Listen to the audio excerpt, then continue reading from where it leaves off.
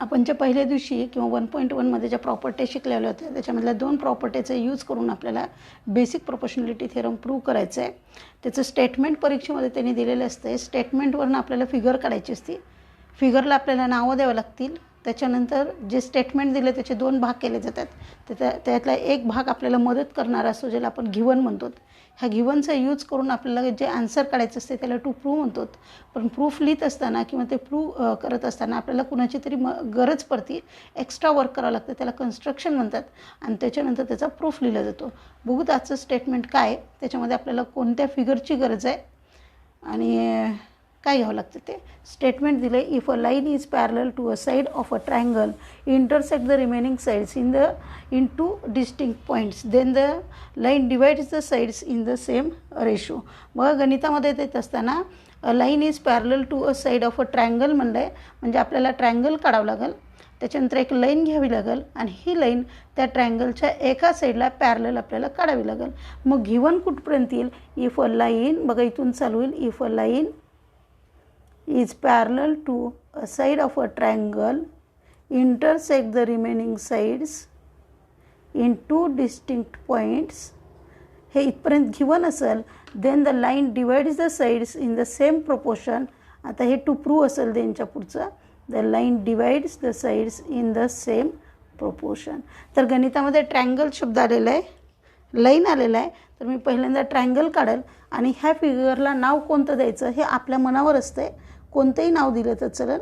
तर मी सध्या ट्रायंगल काढते ABC. बघा अ ट्रायंगल म्हणलं तर आपण ट्रायंगल काढला ABC. A line is parallel to म्हणले, लाईन ही अशी असते वन साईड. तर तुम्ही एक ट्रायंगलची एक लाईन हॉरिझॉन्टल आहे तर पॅरलल तुम्ही अशी काढू शकतात. AB सारखी काढायची म्हणले तर अशी पॅरलल काढू शकतात आणि AC सारखी काढायची म्हणले तर अशी पॅरलल काढू शकतात. पण मी सध्या काढत असताना आपल्याला समजायला सोपं जावं म्हणून मी लाईन L काढणार आहे जी पॅरलल काढणार आहे BCला, कारण BC कशी आहे, हॉरिझॉन्टल आहे. मग मी ही काढलेली लाईन L पण कशी काढणार आहे, हॉरिझॉन्टल लाईन काढणार आहे. म्हणजे ट्रायंगल ABCमध्ये आपण लाईन L काढली जी लाईन L BCला पॅरलल आहे. आणि जी हीच लाईन L BCला पॅरलल आहे पण AB आणि ACला इंटरसेक्ट करते in point P and Q. आणि हे सगळं आपलं काय असेल, गिवन. त्याच्यामुळं गिवनमध्ये काय लिहिल आणि हे गिवनमध्ये लिहिल in triangle ABC line L parallel to side BC. Side BC म्हणा की सेक BC म्हणा, जे जे आपण केलेलं आहे त्याचं वर्णन आपल्याला जे करायचं आहे ते गिवनमध्ये करायचं आहे. BC लाईन L इंटरसेक्ट, आता ही इंटरसेक्ट करते कुणाकुणाला, seg AB and seg AC in points P and Q respectively.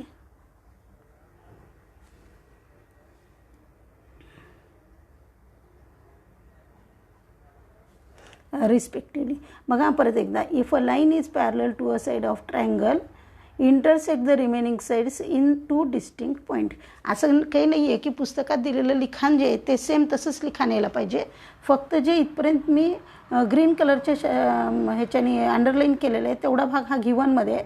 त्याच्यामुळं in triangle ABC line L is parallel to side BC.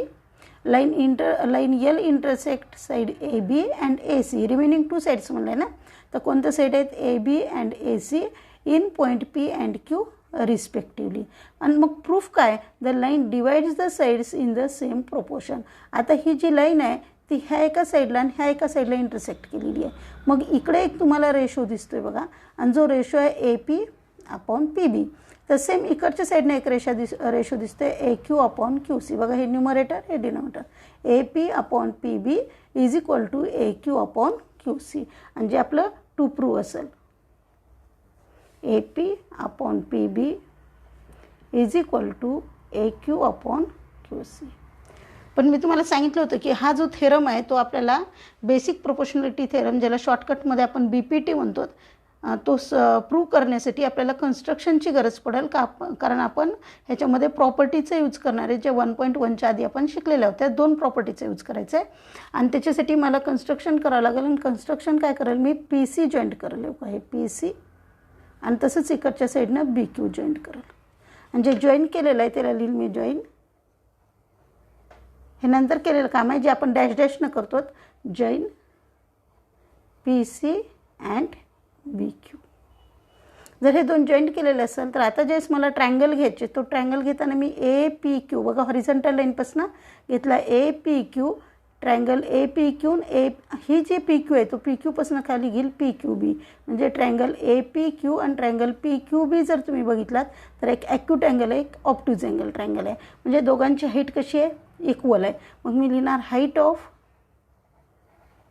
Of triangle कोणता घ्यायचा आपल्याला APQ and triangle PBQ is equal.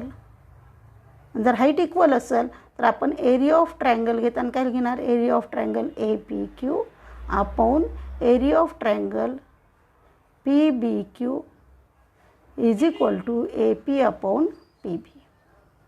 आणि हे असेल इक्वेशन नंबर 1. परत एकदा बघा आपण घेताना ट्रायंगल कोणता घेतला आहे हॉरिझॉन्टल लाईन PQ आणि त्याच्यावरचा triangle area of triangle APQ.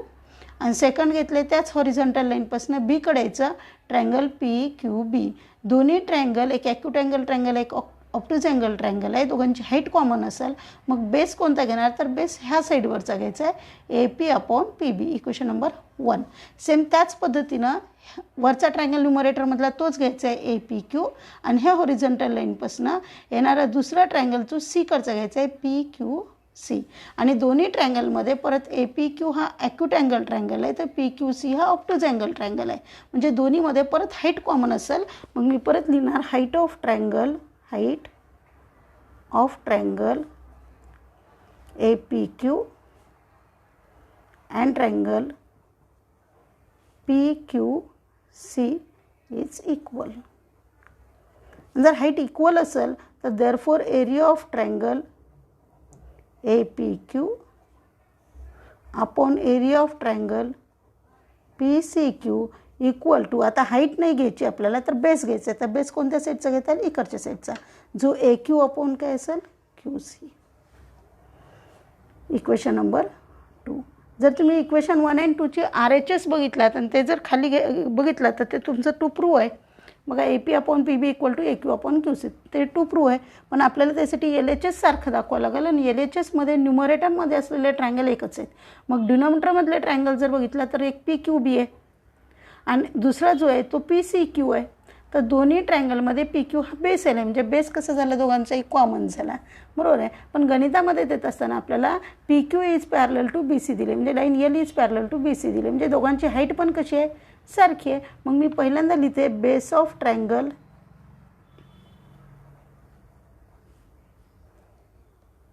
PQB and triangle PQC is common and गणितात काय दिलं आपल्याला PQ is parallel to BC. Therefore height of triangle PQB and triangle PQC is equal. आणि कुठून घेतलं आहे गिवनमधनं घेतलेलं आहे. जर आता बेस कॉमन आहे हाईट इक्वल आहे तर तुम्हाला माहिती आहे की हे दोन्ही ट्रायंगलचा एरिया सारखा असेल. Area of triangle PQB is equal to area of triangle काय मिळेल आपल्याला PQC. आणि हे इक्वेशन नंबर काय असेल 3. मी इक्वेशन 1, 2, 3चा यूज करते. फ्रॉम इक्वेशन 1, 2, 3 काय झालं याच्यामध्ये न्यूमरेटर तर सारखा होता आता डिनॉमिनेटर पण सारखाला. 1 आणि 2मध्ये कळते न्यूमरेटर सारखा आहे तर 3मध्ये कळते की LHSचा डिनॉमिनेटर सारखा आहे म्हणजे टोटल LHS कसं आहे सारखं आहे. म्हणजे area of triangle APQ upon area of triangle PBQ is equal to area of triangle APQ upon area of triangle PCQ. आणि जर LHS सारखं असेल तर ॲटोमॅटिक RHS सारखं आहे ते. Therefore AP upon PB is equal to AQ upon QC. Hence the proof.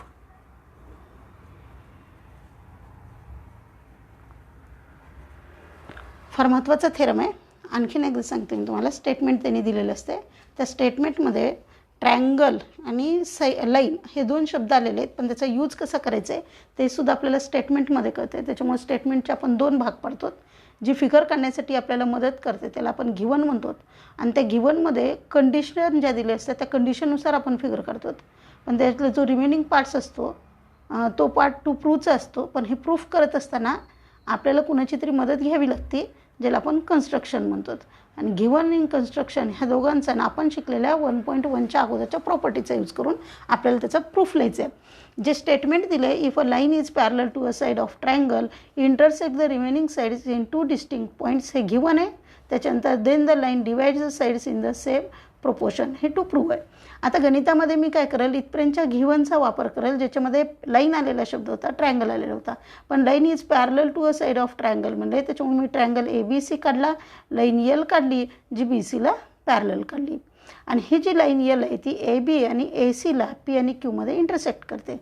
आणि dash dash सोडून बाकीचे फिगरची जी माहिती आहे ती सगळी माहिती आपल्याला गिवनमध्ये लिहायची. म्हणून गिवनमध्ये लिहिलं in triangle ABC, line L is parallel to side BC, line L intersect seg AB and seg AC in points P and Q respectively.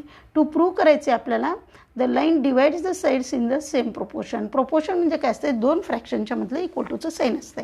मग लेफ्ट हँड साईडला एक रेशो असेल, राईट हँड साईडला एक रेशो असेल. मग लेफ्ट हँड साईडचा ratio कोणता आहे तर ह्या साईडवरचा आहे. जो रेशो मिळणार आहे आपल्याला AP upon PB is equal to इकडच्या साईडचा AQ अपॉन QC. आणि हे प्रूव्ह करण्यासाठी आपल्याला कन्स्ट्रक्शन करावं लागलं आहे, PC आणि BQ जॉईंट करावं लागलं आहे. त्याच्यामुळे कन्स्ट्रक्शन जॉईंट PC आणि BQ. आता ज्यावेळेस मी वरच्या ट्रायंगलचा बघा हा APQ ट्रायंगलचा आणि BPQ ह्या ट्रायंगलचा दोघांचा यूज करणार आहे. आणि ह्या दोन्ही ट्रायंगलमध्ये हा जो APQ आहे तो ॲक्यू ट्रायंगल आहे आणि BPQ कसं आहे ऑप्टिज अँगल ट्रायंगल आहे. त्याच्यामुळे height of triangle APQ and triangle BPQ is equal. आणि जर हाईट इक्वल असेल तर आपण त्याच्यामध्ये काय घ्यायचं आहे base. Therefore area of triangle APQ upon area of triangle BPQ equal to base घेताना हा ट्रायंगलचा हा आणि ह्या ट्रायंगलचा हा घ्यायचा आहे. म्हणून AP अपॉन PB मिळेल इक्वेशन नंबर 1. सेम त्याच मेथडनं मी ट्रायंगल APQच घेतलेला आहे. Area of triangle APQ upon area of triangle PQC काढायचे. म्हणजे PQपासून कोणत्या साईडला यायचं आहे Cला. तर मग मी त्यावेळेस लिहिल की triangle APQ and triangle PQC height of triangle APQ and triangle PQC is equal. Height equal असेल तर परत बेस घेणार. त्याच्यामुळे area of triangle APQ upon area of triangle PCQ equal to इकडच्या साईडचा बेस घेणार AQ upon QC equation number 2. Base आता जर आपण बघितलं इक्वेशन 1 आणि 2चा न्यूमरेटर सारखा आहे, मग डिनोमिनेटर सारखा दाखवायला पाहिजे. डिनोमिनेटरमध्ये असलेल्या ट्रायंगलची नावं जर वाचली तर दोन्हीमध्ये PQ नाव आलेलं आहे आणि PQ ह्या दोन्ही ट्रायंगलचा बेस आहे. त्याच्यामुळे base of triangle PQB and triangle PQC is common. Base common झाला. पण गणितात जे गिव्हनमध्ये आपल्याला दिलेलं आहे की PQ is parallel to BC आणि PQ BCला पॅरलल असेल तर height of triangle PQB and triangle PQC is equal. जर बेस कॉमन असेल आणि हाईट इक्वल असेल तर त्या दोन ट्रायंगलचा एरिया इक्वल असतो. त्याच्यामुळे area of triangle PQB equal to area of triangle PQC. Equation number काय आलं 3. फ्रॉम इक्वेशन 1 to 3 ह्याचा न्यूमरेटर सारखा होता, आता डिनोमिनेटरही सारखा आला. म्हणजे इक्वेशन 1 and 2ची लेफ्ट हँड साईड टोटल सारखी आली. म्हणून मी लेफ्ट हँड साईडच्यामध्ये इक्वल टूचं साईन घेतले. बघा ही इक्वेशन 1ची लेफ्ट हँड साईड उचलून इथं कॉपी पेस्ट केली आहे इज इक्वल टू इक्वेशन 2ची लेफ्ट हँड साईड उचलून इथं कॉपी पेस्ट केली आहे. जेणेकरून आपल्याला मिळालं area of triangle APQ upon area of triangle PBQ equal to area of triangle APQ upon area of triangle PCQ.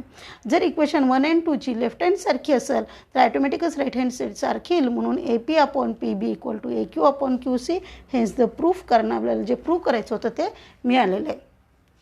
आता ह्याच्यामध्ये काय ह्याचं कॉन्व्हर्स एक आहे, पण कॉन्व्हर्स आपल्याला गिवन लिहायचं नाही, टू प्रूव्ह लिहायचं नाही, प्रूफ लिहायचं नाही, पण कॉन्व्हर्सवरची गणितं आपल्याला सॉल्व करायची आहेत.